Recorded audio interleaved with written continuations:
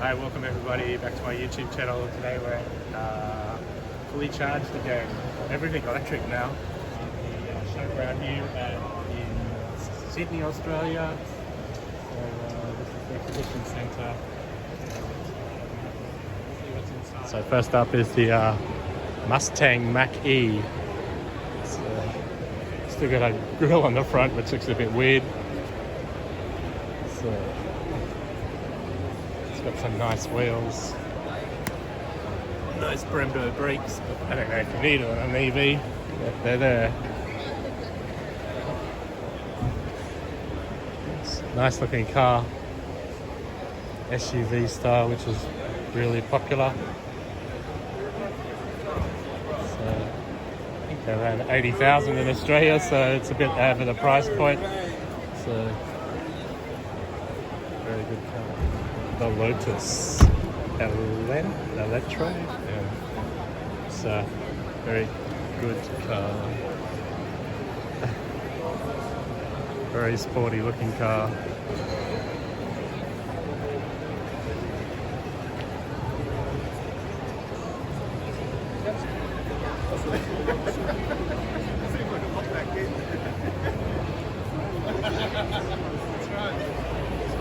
Very good looking car. Exhibit the revolution we are all living.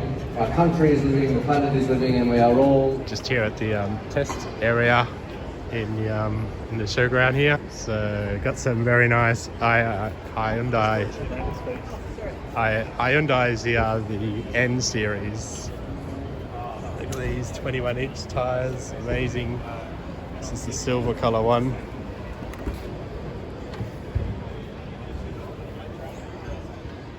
That is a really nice interior. And those seats, man, they are so cool. So,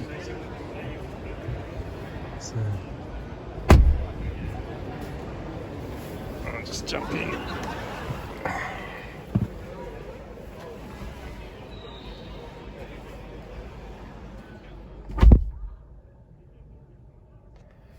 That's the dash. That's Formula One steering wheel.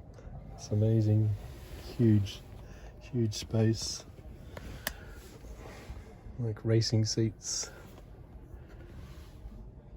Very nice cars. David here from Audi, and he's going to run through the features of the new Q8 Sportback e-tron. So what do we have here, David? So today here we have a Q8 Sportback 55 e-tron. Yep. So this is our nice and luxurious electric SUV that we have here. So it's got a nice battery. It's got a 140 kilowatt battery.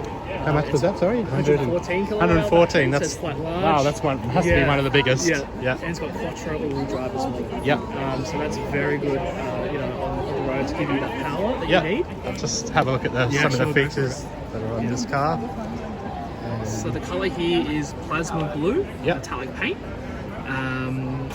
And you can see if we come to the front, we have a very nice front mask that is part of the Audi language. Yeah. So it's very, Audi, and you know it's Audi when you see that front.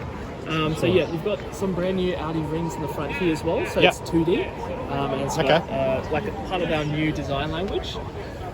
Yep.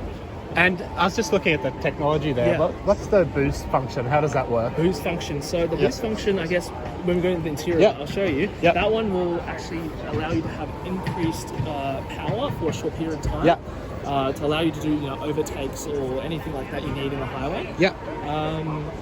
That's the boost function, and to give you that little bit of power extra. Sure. On the side you've got nice 21-inch wheels. And also, badging on the beeper right here. Yep. What sort of technology have you got for locking and unlocking the car? So that one we have what we call a convenience key. So that allows you to go into the car with hands-free. Yep. You can unlock and lock the car and open the boot as well. Is that like works via Bluetooth from your phone, or how does it work? Through the key. Through the key. Through the key. Okay. From the key. So it's a proximity sensing. Proximity sensing. Yeah. Okay, great. Yeah. Can we just have a look inside? Yeah, sure.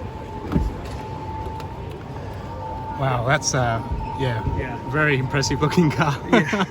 It's amazing. Inside, Audi's very, I guess, the main strong point is to make it very familiar. Yeah. So once you jump into an Audi, you know it's an Audi. And you can see that by the 2 screens that we have, the virtual cockpit. So it's a fully customizable driver's display. Yep. And you've got the 10.1-inch screen in the MMI there that allows you to do all your functions like CarPlay and navigation. Yep. Great. So, Okay, we're rolling. it's a bit it's on a bit. Okay. So. Yep, ready. Yep. So yeah, we've got 2 nice screens in the front here, one for the driver and one, just for your navigation. Nice steering wheel, very luxurious, and it's an Audi, and you can feel that. So the center console, you've got another screen here for your climate controls and all your necessary functions like park assist and stuff like that. And you've got 2 drive select modes buttons here, that allows you to select which drive modes that you like, and that will allow you to comfort, and there's dynamic and eco. Allows you to vary the driving style. Sure. Cool. And then also there's you can see your charging information as well if you like. Very nice interior, very spacious. Feels airy and very familiar. I'm 6'4", so I do love a spacious SUV. Yeah, of course. Yeah. I love it look of an e-tron, but I just would rather get in one of these every day. Thanks very much. But it's a lovely car. Next one on the list is the Audi Q4 Sportback 55 e-tron, which is not available in Australia yet. It's coming, and it's quite a fast car, 0 to 105.4 seconds. And 250 kilowatts, 82 kilowatt hour battery, which is really good, nice big battery. It doesn't have the massage seats. Probably you can spec it, but I can't see it in the title there. But it's a really nice looking car. Looks very similar to the Q5, I guess. So.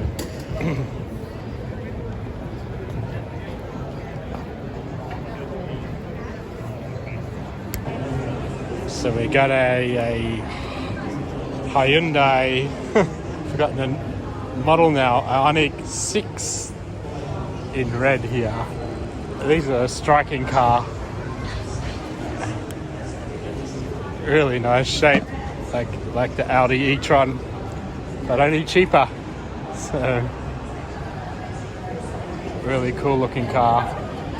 I am with Ed here from EV, and he's going to scoop for us. EV is going to be the first charger that's going to go tap and go in Australia. That's a very exciting news for me as an EV driver. Oh yeah, and it's fantastic. Number one requested feature: can we pay with a credit card? In fact, we even see it in our logs. People tap their credit cards on the reader. Yeah. It's such a learned behaviour. We all pay for coffee or the shops, and we just tap and we go. So what we're doing over here, this is our reader, just here. So this is now fully integrated with the Tritium charging units that we've got all up and down the country. We've got these currently in pilot mode at our site in Belrose, kind of Northern Beaches direction there. So we spent the last year or so integrating into the charger with the software. It's a payment system, so it's got to be the absolute most high security infrastructure possible. That's now all certified for use in Australia, and as I say, we're in pilot at Belrose. We'll expand the pilot to a few more sites nationwide. Make sure that there are no bugs in the system, and then we roll it out nationwide. Because, as I say, number one feature that people want. Yeah, because it's a bit frustrating as an EV driver. I can go to the shop and buy a coffee, but I can't use the charger. It's annoying. Yes, yeah. So, credit cards, debit cards.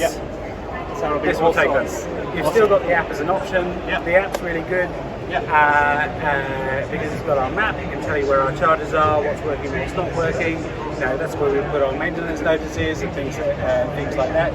But we also put that on Google Maps and put it on Load Share, all of those things as well. But it's all about choice. Some people will want the app, some people will want tap and go. So at the moment, because I've seen a lot of chargers, they'll have that brand Painter. Yeah. So you're going to just remove that reader and install a new one? Correct. Yes. Just at the Peugeot stand. And we've got the E208. It's a stunning looking car. Peugeot have done a really good job with their lighting, so there's lots of camera pop with this car. It's the 208.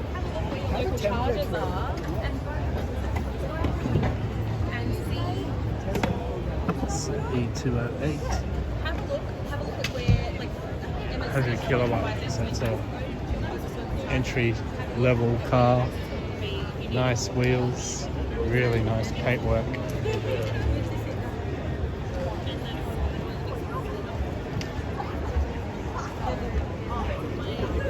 Does it have electric couch? No, it doesn't.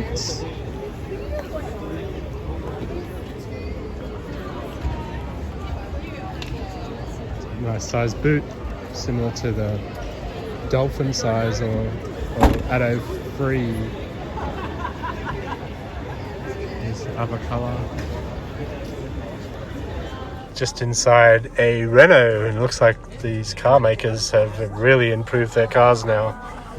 We've got buttons for the air conditioning, which is a big plus, and full featured cars similar size to the Audi 3, so it's a really comfortable car actually.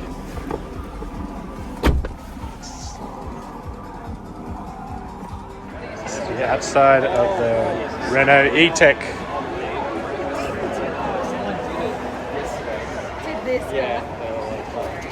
So we've got Jonathan here from Renault, and he's going to talk us through the Renault E-Tech. Is it this car? All new Megane E-Tech, 100% electric. Yeah. We're very excited about this car. It's been a long time coming. Yeah. So bespoke platform, designed to be an EV. It's not a modified internal combustion platform. 60 kilowatt hour battery, range of about 454 kilometres, WLTP. 160 kilowatts of power, 300 newton meters of torque, which of course is the important figure in an EV. Yeah, you want to have that sense of urgency. Yeah, so I have the BYD Audi 3, and I think it's 150, and pretty much the same. So they're going to hover around those sorts of figures. Yeah. We've worked very hard to try and keep this car as light as we possibly could. Yeah. So it weighs in at just over 1,670 kilos. Wow, that's which awesome. is among the lighter in this category. Weight obviously is an enemy of range. Yep. And also of tyre wear. Yeah. You want to try and keep it as light as possible. Yeah, because my car's 1750, so Okay. you've done better. We've got the win there as well. But how big is the battery in this one? So this is a 60 kilowatt hour battery. Oh wow, that's good. A couple of different charging options: 7.4 kilowatt AC, or 130 kilowatt DC charging options available to you, both as standard. There is only one grade in Australia. It's an upper spec model known as Techno. So everything you see on this car is standard, with the exception of the roof racks, which are an accessory, and then you get to choose your colour. It's a really lovely finished car. I have to say, it's a higher standard finish of my car. So it's very important that we made it look good and feel good as well. Yeah, and I did appreciate the fact that you have air conditioning buttons on. Yes, we've tried to retain some familiarity. It's important that we introduce you to some electric tech, but don't take away the things that you like about a nice, comfortable motor car. Yeah, I can tell you, there's probably been 3 instances when I've been playing with my touchscreen, I've almost had an accident. Yeah, it's a fine line. It's a bit of a balancing act. So we've managed to try and retain as much of that as we possibly can, while introducing you to some electrification. Yeah. So the big killer is, what's the price on the Renault? Not a killer at all. This is another exciting part. So $64,990 plus on roads takes us to about $70,000 drive away in New South Wales. It'll vary state to state, of course, depending on rebates, but it's about 70 grand drive away. Yeah. Oh, I think that's pretty competitive, because it is a lovely finished car. And I have to say, I think Renault's done a really good design job. I'm impressed. As a first hit out for a sort of mainstream electric car, I think they've done a brilliant job. Design was tricky because it's not just got to look good now. Aerodynamics plays a massive role in it. It is easily the slipperiest car that Renault make, drag coefficient of just 0.29. So we're extremely efficient aerodynamically, as well as looking pretty good. Yeah. Does it share any platform with the Peugeot? No, this one's it will do moving forward, share with other brands in the alliance, but no, this has been developed from the ground up for this car. Right. And that platform, CMF EV platform, will be shared across the group Renault range. Right. Yeah, no, yeah, like I said, I'm pretty impressed. So I hope it sells well for you. We think it will, and the feedback we've had from the public and also the dealer network is that we've probably undercooked this car a little bit. They think it's probably going to be a little bit more successful than we first thought, and I'd love to be proven wrong. I'd love them to show me that it's going to be a star. So compared to if I was shopping for a car of this caliber, I'd be shopping this against the Peugeots. Yep. So how does that compare with what Peugeot has on offer? Well, again, they're very, very similar in terms of their philosophy. They've got a little bit more SUV route. We're a little bit more crossover, so there'll be some slight differences in the handling, the positioning of the wheels. We've pushed those to the extreme corner. They've not quite done that. So there'll be some handling differences, some weight differences. I believe they're a little bit more powerful than we are. Okay. But they sacrifice some range as a result. So look, I think we've got a really nice sort of middle ground package here. We've got good range, good performance, well spec'd, well priced. And what do you think is the standout feature of this car that sets it apart from other EVs? Personally, for me, it's the handling. I've come from a performance and luxury car background, and that was my critical thing, was how it performs and handles. The wheelbase is brilliant. The steering is fantastic. Again, designed from the ground up for this car. And truly, it just handles and drives like nothing before. You got me tempted. We'll have to go for a drive. Yeah, for sure. All right, awesome. That's good to know. Gee, look at your video wall there. That's impressive. See-through video wall at the background there. All right, no worries. Thank you very much for filling us in on Renault. And it's good to see another competitor on the Australian market. And I hope it sells really well for you. My pleasure, Chris. Hope to see you in the Renault showroom soon. Awesome. Thanks. MG4 X-Power. See if I can still handle the X-Power after sitting in the seal. What's it going to be like?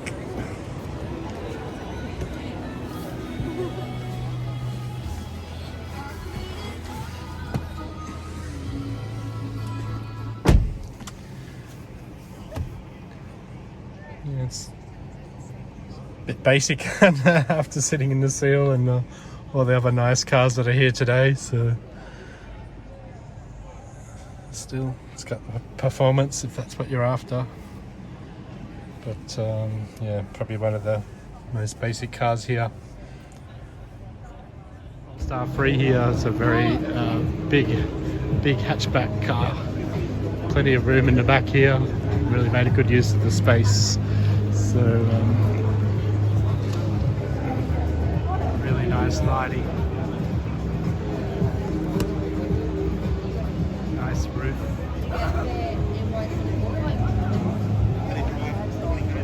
Interesting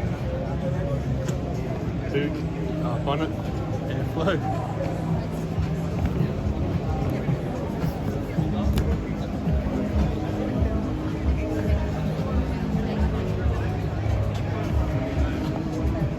Nice car, but I think they're a bit expensive.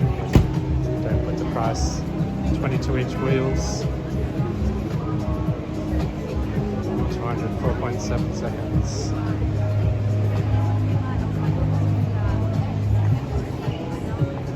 Star of the show, the Lotus Elite, however you say it. But this is a very impressive looking car. Sort of EV looking, but a bit meaner. It's quite a big car.